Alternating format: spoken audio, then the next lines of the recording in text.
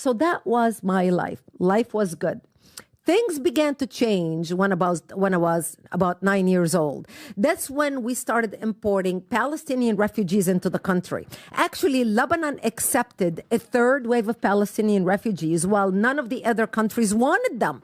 This is after King Hussein, after Black September, kicked them out when they tried to overthrow the king. He kicked them out. From Jordan. From Jordan. Most people don't know this, so tell them where they came from. They came from Jordan after they tried to overthrow the king, basically. And King Hussein literally killed them, bulldozed them, 30,000 of them, and the rest of them came to Lebanon. We accepted them. And I remember watching the evening news and all these Palestinian cars, driving in to Lebanon, and they would stop with my father. My father would give them free food, on the restaurant, trying to help people. This is in the, early 70s? What right, year is 75, this? 74, Okay, 75. 70s, got it. And back to my upbringing. So when I was around 9 years old, we lived in South Lebanon, me and my parents, two elderly people, very boring, Every holiday, we would drive down to Beirut, which was about a 2-hour drive from the mountains. I lived in the mountains in Marjayoun. We would drive to Beirut to be with my family for Christmas or, Easter and all that. And we stopped traveling. And I would ask my father, how come we're not going to Beirut for Christmas or Easter? And they would say to me, well, we decided to stay home this year, which was strange for me as a child. Where later I learned why as I got a little bit older. That's when Palestinians put their heads together with the Muslims in Lebanon, and they started stopping Christian cars traveling. They would set up fly-by-night checkpoint, and they would get people out of their cars and ask them for their IDs. Well, in Lebanon, our religion is written on our national ID. You are either a Muslim, a Christian, or a Jew. If you have ever held a Middle Eastern ID, our religion is on our ID. And when they would see that this is a Christian family traveling, they would get them out of the car and shoot them in cold blood. Jesus. So the word traveled fast. So we Christians became prisoners in our towns and our communities. That's why we stopped traveling. Actually, Tom Friedman promotes it in his book, From Beirut to Jerusalem. He called it identity killing at the time. So he talks about it in his book. By 1975, they had organized the Palestinians and the Muslims. They created what they called Jaysh Lebanon al-Arabi, the Arabic Lebanese army. And, in the Middle East, Christians are not considered Arabs, at least where I come from. We were Phoenicians. It's the Muslims, they're known as Arabs. So they created Jaysh Lebanon al-Arabi, and they started attacking the Christians in Lebanon because they wanted to create a base from which to fight Israel, kill the Jews, and drive them into the sea. And they wanted to use Lebanese democracy, open-mindedness, fairness, tolerance, live and let live type mentality to do that. Something they couldn't do in Jordan because of the dictatorship of the king. But they were able to do it in Lebanon. My town was on the border with Israel. So while they were trying to take over my town, they had to take over the military base in my town above my home, which was about 50 yards from my home, on top of the hill. In bombing the military base, trying to take it over, they missed the military base and 14 rockets exploded in my home, bringing it down, burying me under the rubble wounded. My 9/11 happened to me in 1975. I ended up in a hospital for 2.5 months. When I was watching the images of the World Trade Center on 9/11 come down, and people screaming for their loved ones and people calling their loved ones names, and you see the smoke on the screen. I could smell that smoke. I know exactly what that smells like. I could hear my parents calling my name as I was pinned under a wall looking for me. My father became deaf, so he couldn't hear my screams when I was screaming because the bombs blew up his eardrums. So from the age of 10 on, anytime I needed to communicate with my father, I had to shout in order for him to hear me. I ended up in a hospital for 2.5 months. And as I went from one surgery to another, hooked up with blood bag on one hand, giving me blood, and another IV, and going from one surgery to another, I would ask my father, why did they do this to us? And my father would tell me, because we are Christians, we are considered infidels, and they want to kill us. So I knew that I am wanted dead at the age of 10 simply because I happened to be born as a Christian and live in a Christian town. Whether I practiced my faith or not, it was irrelevant. And this is something Americans cannot understand. You know, they understand that Judaism, Jews are a race. But in the Middle East, if you are a Christian, you are in that block of people. You are like put in a compartment. It doesn't matter whether you're an atheist Christian. I know sounds so weird to Americans listening to this, but we are persecuted because of the group that we are, like the Yazidis, like all the minority groups in the Middle East. I ended up coming back home after 2.5 months. But my home was no longer the home I left. Now, remember, I was raised in a beautiful home. I was living the Lebanese dream. I had a chauffeur to drive me to school. We had a housekeeper. We had a maid. Our life turned upside down. 2 days before our house was bombed, my father wanted to bring us to America. So he goes to the bank in Beirut because the banks were being robbed, bombed. God knows what was going to happen. My father withdrew his life savings and banknotes from Lebanon to bring us to America. 2 days later, my father's money was burned to ashes. Jeez. We went from living a wonderful life to losing it all. My father at that time was 70 years old. You don't start over when you're 70 years old. So we end up living in a bomb shelter. So 8 by 10 room, underground, no electricity, no water, and very little food. When we went into the bomb shelter, ironically, the bomb shelter was built by money given to, a part of it by money given to my father from the Lebanese government to protect us from Israel, because supposedly the barbaric Israeli army is going to come slaughter us, and therefore all people in South Lebanon, the money said, okay, we give you half, you pay half, you build bomb shelters because the Jews are going to come kill you. That's the bomb shelter I ended up living in. We go into the bomb shelter and we thought it's going to be 2 weeks. My father being a restaurateur, the bomb shelter was right behind the restaurant. That's where he stored all the liquor and the wine, underground, all whatever. So I remember the first 2 weeks, we slept on boxes, these huge boxes that came to our restaurant, with big, either machine, fridge box, or whatever stuff for that thing. We put a blanket on top of it. We put a pillow, another blanket. And I remember sleeping on a box filled with coal, the black coal that you used to charcoal to grill, shish kebabs, Yeah. So I slept in that, and we thought it's going to be a matter of, a couple weeks. The whole world is going to wake up and see what's happening to the Christians in Lebanon. Everybody's going to come save the Christians. 1 week went by, 2 weeks went by, 1 month went by, 2 months went by, 1 year went by. Obviously, by that time, we had brought in some mattresses, put them on the floor of our bomb shelter, and that's where we slept. And the world forgot about us. And to get some food, my mother and I would crawl under bombs falling off, because my father, remember, he can't hear. So he cannot duck to hear the bomb, boom, before it explodes. So when we would hear the whiz, we know to duck. And so my mother and I would go out and dig for dandelion. It was the only greenery we had to eat. For food, we had stored like dried chickpeas and dried beans and rice. So we could manage with that oil, anything. My mother would soak the chickpeas overnight. And because they had bugs in them, my job was with a pin to dig the bug out, put it on the side, put the chickpea in here. And that's how I killed the time. That's how we cooked our food. And, that was the only greenery we had to eat when we would go out and dig for dandelions. To get some water, we would crawl under snipers' bullets. And we were surrounded by Islamic snipers and Palestinians who surrounded our town, the hills around our town.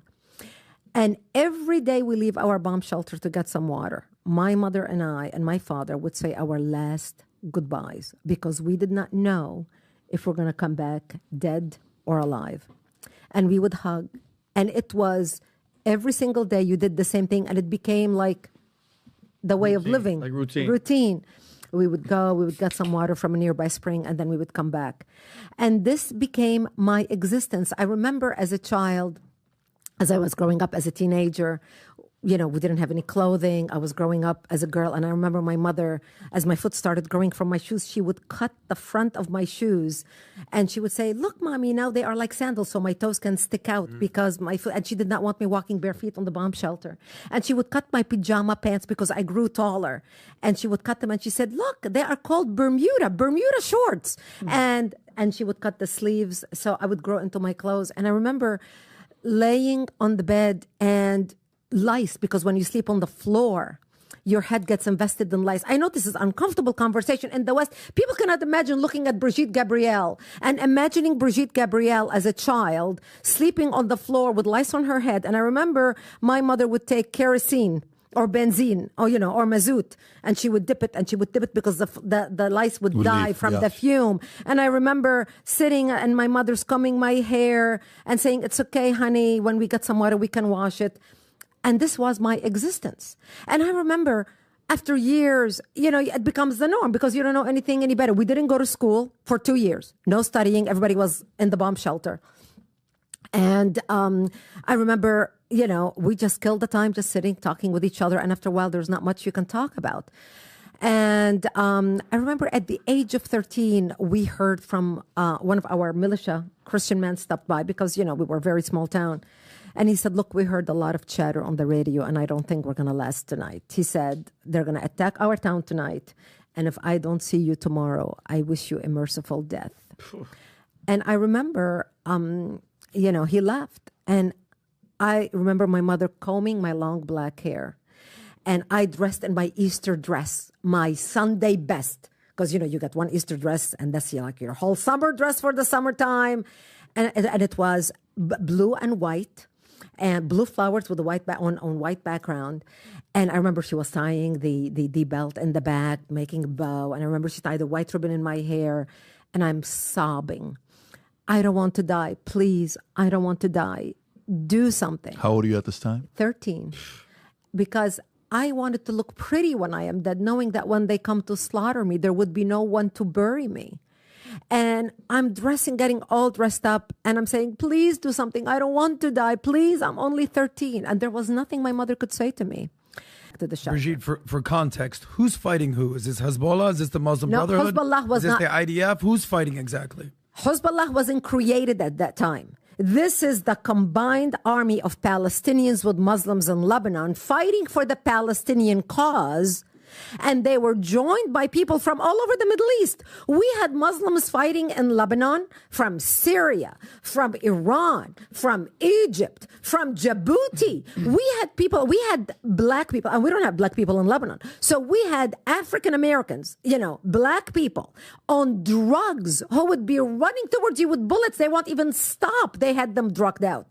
That's who was fighting in Lebanon. Fighting for who, though? Fighting against what? The Christians who are trying to protect their democracy, saying we do not want a war, get out of our country, give us back our country, and with the Palestinians trying to create a base, a hub from which to fight Israel. Because by 1982, when Israel invaded Lebanon, Syria was shelling Israel out of Lebanon using Lebanese territories, calling it the Lebanese resistance. The Lebanese had nothing to do with it. In the Golan Heights. Yeah, that's right, from the towns in Lebanon, to the point where all the northern Israeli towns were living in bomb shelters just like us. We're talking about this. My question was, where does this hatred to Christians and Christianity just come out of nowhere from? What did we do so wrong to make like that Muslim community just hate and want to kill us right off the rip for no reason? Where does that come from? Look, there are 2,000 years of war history in the Middle East. This did not start yesterday. Yeah. But it ramped up after the creation of the religion of Islam. Now, not all Muslims are radical. You and I, we lived in the Middle East, Patrick. They are the most wonderful people, hospitable, kind, open-hearted. Not all of them want to kill you. However, there is such a radical element to the religion. If you are a Christian or a Jew or Armenian raised in the Middle East, you understand there's a saying, أولاً يأتي السبت وبعده الأحد. First comes Saturday, then comes Sunday. First we kill the Jews, then we come for the Christians. So if you're a child raised in the Middle East, you're raised hearing this sentence. And you don't understand it as a child because it's just something you hear. Yeah. But when you grow up, when the call of jihad is declared, all of a sudden, the division between communities is so stark and it's so deep. While we as Christians, in our faith, I'm raised as a Maronite, Maronite Catholic. And in our faith, forgive those who trespass against you. Whoever slaps you on one cheek, you turn the other one. We are taught all these things. Do unto others what you want others to do unto you. We are raised in the church. We are taught these things. But it's very different in the Islamic world, and especially with the radicals, like the Khomeinis in Iran and his followers, that they believe that we are... to stay alive, we either have to pay the jizya or the protection tax or convert to Islam. In our case, in Lebanon, they were attacking the Christians so viciously. And at that time, Hezbollah was not created yet. By 1982, when Israel came into Lebanon and expelled the radical Islamic element out of Lebanon, including the PLO, we had 11 Islamic terrorist organizations operating out of Lebanon, including the PLO. And that's shortly after Khomeini came to power in Iran. So Iran looked at Lebanon and they said, you know what? We've got all these Muslims in Lebanon, all these Muslim groups fractured. Why don't we combine them all into one party, call it the Party of Allah, Hizb Allah? So Iran started funding and investing in organizing all the Islamic radicals in Lebanon, because we have a big majority Shia in Lebanon, big majority Shia in Syria, and then Iran, and then there is some in Yemen, and the rest of the Middle East is Sunni. So that's how it started in Lebanon. My mother was wounded in that war, and we had to take her to Israel for treatment. And that's when I got to experience the compassion of Israel. That's when I really got to know Israelis. My mother was wounded in the war, as on the second day of the war, as she was running into the bomb shelter. My father goes to the mattress in the bomb shelter and he gives me $60. Pulls out $60 and he says, here's some money in case you need it, because you're going to need to take your mom to the hospital in Israel. Up in that time, we had no medical help. The hospital in my house, in my town, was completely bombed out. We had no medical anything. Anybody that needed any medical attention after 1978 went to Israel. If you needed open heart surgery, you went to Israel free of charge, provided by the government of Israel and the good-hearted people of Israel. If you needed brain surgery, if you needed to deliver a baby, if you needed whatever. When my mother was wounded, we had to take her to Israel for treatment. So by that time, I knew, we're alive because of Israel. We're very close to Israel. The Christians and the Israelis became like this. We go up to the hospital, to the Lebanese hospital, and that Israel had fixed up one room, set up one wing with one Israeli doctor on duty, 2 Israeli nurses to give first aid to people who were wounded. They gave first aid to my mother. They put her in an Israeli donated ambulance, Magen David donated ambulance. They put her in an Israeli donated ambulance and we flew to the border, 10-minute drive. And the driver was a Lebanese driver. We got to the border. They take my mother out of that ambulance and took her into another ambulance inside Israel, inside Metula, to drive us to the nearest hospital in Itzfat, which was about an hour away from the border. I walked around to the Lebanese driver to pay him the fee for the ambulance, because he asked me, do you have any money for the fee? And like an innocent teenager who's never touched money, 17-year-old, I hand him my money and I said, how much do I owe you? And he looks at the money and he said, give me 30. And I thanked him for his service, and I got with my mother. I'm crying. I'm like, oh my gosh, I'm 17 years old. My mom is wounded. My deaf dad by himself in the bomb shelter. I don't know what's going to happen to him. Nobody to take care of him. I go to, we got inside the ambulance and we drive to the border. And this time we're seeing all the Israeli tanks lined up to invade Lebanon, to go into Lebanon. We get to the hospital. The Israeli driver gets out of the ambulance. And by the way, during the drive, he would talk to me. He was listening to the radio. He told me he was a reservist. He was just pulled in. And he would tell me how far Israel was advancing into Lebanon. We get into, we arrived at the hospital. I walk around to pay the Israeli driver his fee for the ambulance ride, thinking to myself, oh my gosh, if the 10-minute ride cost me 30, I'm sure I'm not going to have enough for this guy. And I looked down and I said, how much do I owe you? And he says to me, you don't owe me anything. What is this for? Because I'm like handing out my hand with the money. And I said, the fee for the ambulance ride. He said, oh, no. He said, this is a free service from us to you. You don't owe me anything. You keep your money and you take good care of yourself. And I wish your mother a speedy recovery. And I was so touched. I could not believe my ears, my eyes. I just thanked him so much because, he could have taken my money and partied all night and I would not have known the difference, but he didn't. That's when I realized that the Lebanese driver basically robbed me. He stole my money. That was my first experience between the difference between the Arabic culture and the Israeli culture. I thanked him. We got into the emergency room and there were hundreds of people laying on the hospital floor in the emergency room. It was a war scene. Palestinian terrorists brought in from Lebanon. Muslims brought in from Lebanon. Israeli soldiers brought in from Lebanon. Lebanese Christians like me brought in from Lebanon. The doctors were treating everyone according to their injury. They did not see religion. They did not see political affiliation. They did not see nationality. They saw people in need and they helped. The doctor treated my mother before he treated the Israeli soldier wounded laying next to her because her injury was more severe.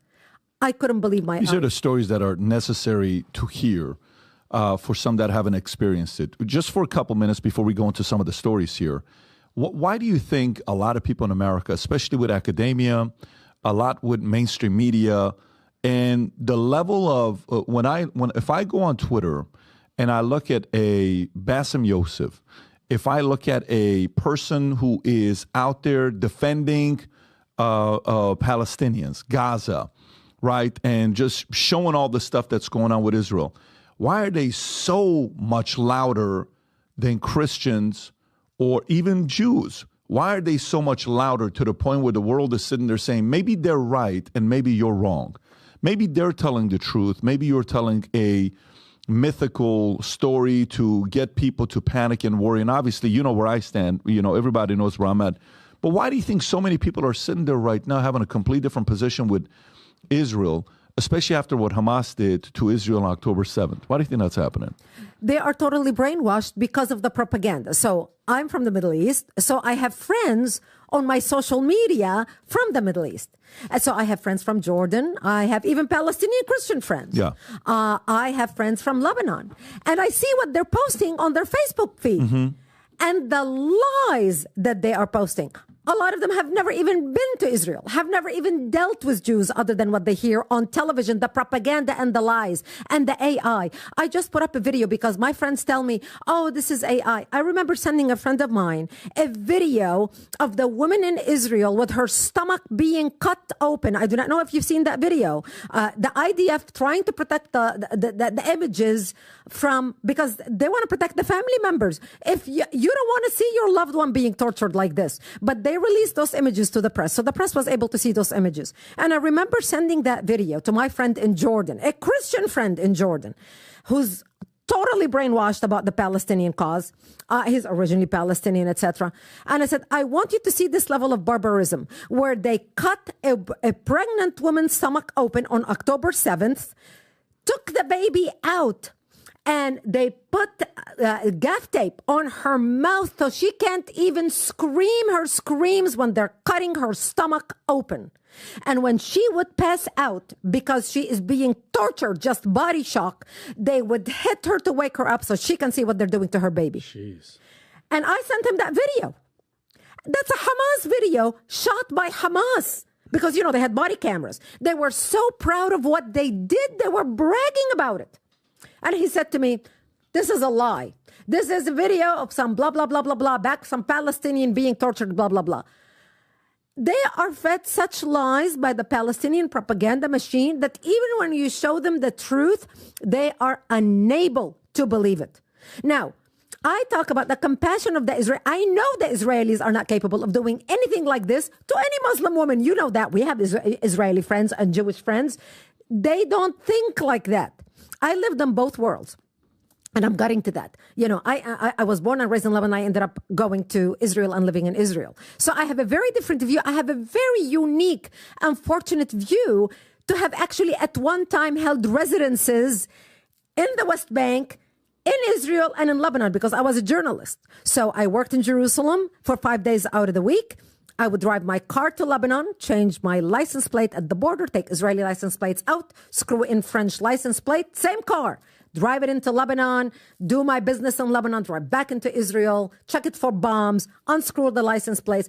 I'll get to that. So I have a very unique point of view of both because I've lived in both of them. But I want to continue a little bit about the compassion of the Israelis and why I know the Israelis the way I do. After we were finished in the emergency room, and I was talking to you about my mother being in the emergency room, they gave her first aid. They took her up to the 4th floor of the hospital, where 2 other Lebanese ladies were brought in that morning. 1 Muslim, 1 Druze from Lebanon. They put my mother in the room. And we were not there but 5 minutes. And I heard all this commotion outside our window. So I ran to the balcony to see what was going on. And I looked down and 2 Israeli helicopters had just landed, bringing in wounded people from Lebanon. And I remember looking down stretcher after stretcher, carrying, and everybody ran to the balcony to see what was happening. And I remember being surrounded by mothers of Israeli wounded soldiers in the war, fathers, sisters, wives. It was an unbelievable scene. And I remember looking down, not making eye contact with anybody next to me, because even though I knew I'm a Christian, they didn't know that. I know I'm their friend. They're not going to do anything to me. I just felt so out of place looking at that scene. I didn't make any eye contact with anyone. I felt sick to my stomach. I felt brokenhearted that these people are wounded because of the war with my country. And all of a sudden I feel this tapping on my shoulder, and this lady next to me looks at me and she puts her arm around me and she said, "You are new here, aren't you?" And I said, "Yes, they just brought in my mother. She's in this room." And without skipping a beat, she puts her arm around me and she hugs me. And she said, "Oh, don't worry. We'll take good care of her. And if you need anything, my name is Leah." And I remember breaking down crying. I remember breaking down because I felt such human quality that I knew it did not exist in my culture. I was standing on the 4th floor of that balcony knowing if I was a Jew standing in any hospital in any Arabic country, I would be thrown down to my death as shouts of joy of Allahu Akbar would echo through the street and down the surrounding neighborhoods. But they didn't. I spent 22 days in that hospital. Those days changed my life, changed the way I think about Israel. There were people being treated, Palestinians, Muslims, Druze, Israeli treated everybody in such a human way, in such a compassionate way. It was unbelievable. I had to go back to Lebanon to take care of my parents. But I vowed that one day I will return to Israel, because these were the type of people I wanted to live amongst. These are the type of characters I wanted to have. As I stood on that balcony that day, I knew these people were able to forgive and love the Palestinians, their enemy, in a way I wasn't able to. And I was the Christian who was taught to love like Jesus taught. Those days changed my life. I ended up going back to Lebanon that day. But 2 years later, I made my way back to Jerusalem and I became news anchor for World News in the Middle East, covering world events from 1984 till 1989. My story is detailed in a New York Times bestseller titled Because They Hate, where I talk about my journey into Israel and then my career. You'll find it as an entrepreneur, because we're not getting into the entrepreneurial stuff. You'll find it very interesting how I ended up being at the top of the pecking order of journalism, being the most famous, richest, youngest woman in the Middle East. I ended up becoming news anchor for World News in the Middle East, covering world events. And as I reported on world events, I started realizing that what I used to think was a regional problem between a majority radical Islamic Middle East trying to either kill or expel the minority Christians and Jews had become a worldwide problem. But the world was not paying attention. When I went back to visit Israel in 2018, so I ended up leaving Israel. I met my American husband, a war correspondent, that we worked together in Jerusalem. I got married. That's how I ended up in America, by marriage.